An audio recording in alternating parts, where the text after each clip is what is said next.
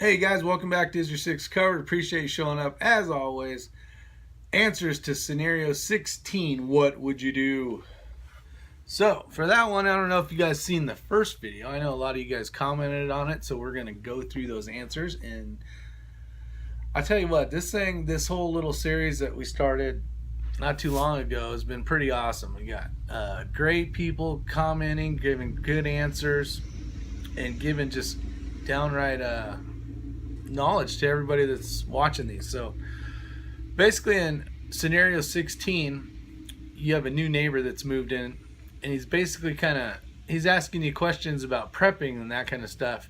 Not so much, not like he's really trying to get in and kind of being like a CIA agent trying to get some intel on you or anything, but just basically he's asking, a little bit about prepping, and we got some great answers for you guys. See what you guys think. So we got Metham88. New neighbor, I don't know much about prepping, but I have thought about it a few times. You want a beer?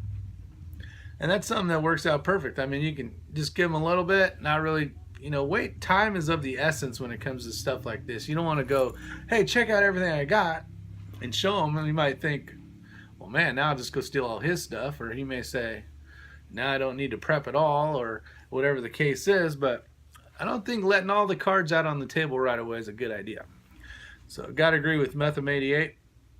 Blue 823, take it slow till you have a chance to actually see what they're about. Nothing wrong with general conversation, but no need to get into the specifics about what you do to prep or what you have in stock. Maybe after a year or so, you're still on the same page, open up a bit. So that's a good answer. Thanks, Blue, for that one. Girls Like Guns 2. Jen put, I would tell him to go get off my lawn. And then she put, he. I wouldn't share what I'm doing and would point him to the fabulous invention called the internet. So as you know, there's tons of information out there that you guys can utilize. So for this answer, you can say, I don't know much about it, but I know there's go check on YouTube if you're interested in that kind of stuff or whatever the case is. Marie, it's not a topic open for discussion as far as what is actually done in my home. General comments about what I've heard, depending on who, what, where, when, and why. Good to use discernment when speaking with newbies. So that's a great answer as well. Be very general. Never say I or me, or just say I've heard, that kind of stuff. So she brings up some great points. Live for Wild. John out there, he said, I would play dumb and ask him questions about prepping and have him show me his stuff first and get to know him. Like camping and shooting at the range and see how they act. Yeah, something like this where you're going to, you could basically impact your family. You're going to want to move nice and slow. You're going to want to really see what this person's about. You're not going to know much about a person in one day. So take it slow and give the guy a chance, but also be leery of what he's got and how his questions are formatted. Chris, do it yourself. For number one, I don't have to explain yourself. You don't have to explain yourself to anybody. Number two, neighbors are always nosy and actually think they know more than they know. Three, it is good to get to know your neighbors, but it goes both ways. If they are shut-ins, don't let their kids outside, etc., then to me that is not worth any effort. Number four, $50 a month isn't much more than beans and bullets in my honest opinion. And that was one of the questions that your neighbor had asked you. Like, I can put back a certain amount of money, and if that's the type of money that he has available, that's what he has. If it was $10 a week or a month, then after a while, help him out a little bit as far as giving him, you're going to want to buy beans and rice and bulk packages, and you're not going to get any of the fancy stuff. Or maybe just store a little bit more of what you're already eating and utilize that as your first part of your preps. RC Hop or R Chop. Sorry, buddy. I would not divulge any info in regards to my own situation and would just have him do search on YouTube for prepping. Heck, even the government has instructions on some of the websites for basic survival essentials. Yes, the federal government does have a site. You can go on there and it kind of tells you, hey, you need to have a certain amount of supplies for this. But if you have more than that, then you're you're crazy. You're a crazy man out there having, 6 months of preps for your family out there. The government works. Scott F. This will be interesting as I am very private about info, especially when I meet somebody new. Good stuff. Motorman 0057. I just met the new neighbor. Until I got to know him well, I would just tell him the basics. Stock up on your food supply, water. Each week buy a little something for the stock room or cabinet that is on sale. I would just tell him to type survival prepping on YouTube. And that's a good way to not be standoffish, be able to give them a little bit of information, help the person out, but not be a complete dude. Ambiguity.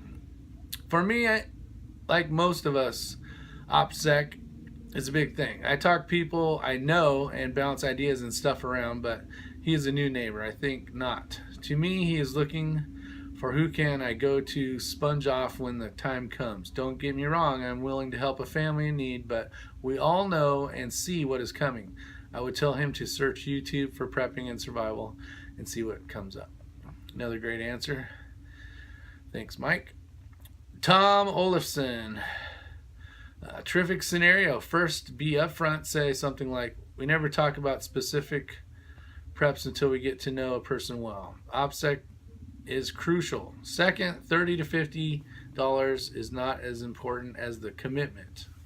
Great point, Tom. You are always a knowledgeable plethora of knowledge, my friend. The willingness to face the problem and take action is key. Third off, offer to help him take inventory of his stuff. We may have spots, equipment that doubles as preps. A tent and camp stove may not register to him as prep items. He is probably better off than he thinks. Fourth, start regular purchase of food and water filtration supplies.